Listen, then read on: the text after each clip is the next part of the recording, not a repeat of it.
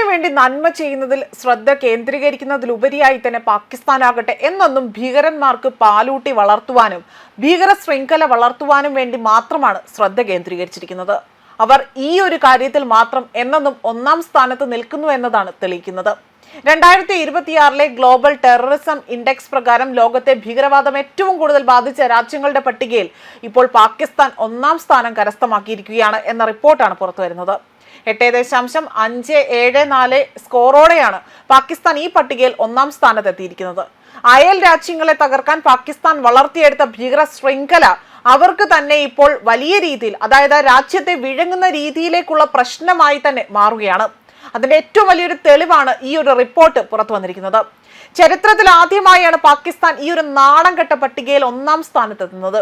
2025 മാത്രം പാകിസ്ഥാനിൽ 1045 ഭീകര ആക്രമണങ്ങളിലായി തന്നെ 1139 പേർ കൊല്ലപ്പെടുകയും 1595 പേർക്ക് പരിക്കേൽക്കുകയും ചെയ്തു. കൂടാതെ തന്നെ 655 പേരെ ഭീകരർ ബന്ദികളാക്കി മാറ്റുകയാണ് ചെയ്തത്. ദക്ഷിണേഷ്യയിലെ മറ്റ് രാജ്യങ്ങളെല്ലാം തന്നെ ഭീകരവാദത്തെ പ്രതിരോധിക്കുന്നതിനായി മുന്നേറുമ്പോൾ പാകിസ്ഥാൻ മാത്രം വൻ തകർച്ചയിലേക്കാണ് നീങ്ങുന്നത്. 2013 ശേഷമുള്ള പാകിസ്ഥാന്റെ ഏറ്റവും ഭയാനകമായ വർഷമായിരുന്നു 2025. അത് എന്നെന്നും തന്നെ അവിടെ രേഖപ്പെടുത്തുകയാണ് ചെയ്തിരിക്കുന്നത്. ഖൈബർ പഖ്തൂൺഖ്വ, ബലൂചിസ്ഥാൻ എന്നീ പ്രവിശ്യകളിലാണ് പാകിസ്ഥാനിലെ ഭീകരാക്രമണങ്ങളുടെ 74% അവിടെ നടക്കുന്നത്. തെഹ്രീകെ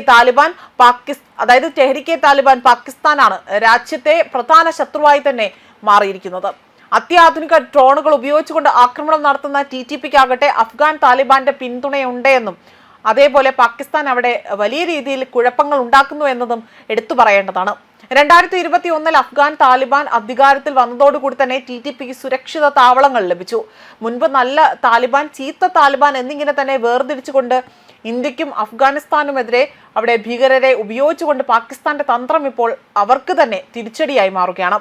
ഇതിനു പുറമെ തന്നെ ബലൂചിസ്ഥാൻ ലിബറേഷൻ ആർമി നടത്തിയ ഒരു ട്രയൽ, അതായത് ഒരു ട്രെയിൻ പിടിച്ചെടുക്കുകയും അതിലൂടെ തന്നെ 442 പേരെ ബന്ദികളാക്കുകയും ലോകത്തെ തന്നെ ഞെട്ടിച്ച ഏറ്റവും വലിയൊരു ഭീകരാക്രമണമായി തന്നെ ഇതിനെ വിലയിരുത്തുകയുമാണ് ചെയ്തത്. ചൈനീസ് നിക്ഷേപങ്ങളും സുരക്ഷാ ഉദ്യോഗസ്ഥരുമാണ് ഇപ്പോൾ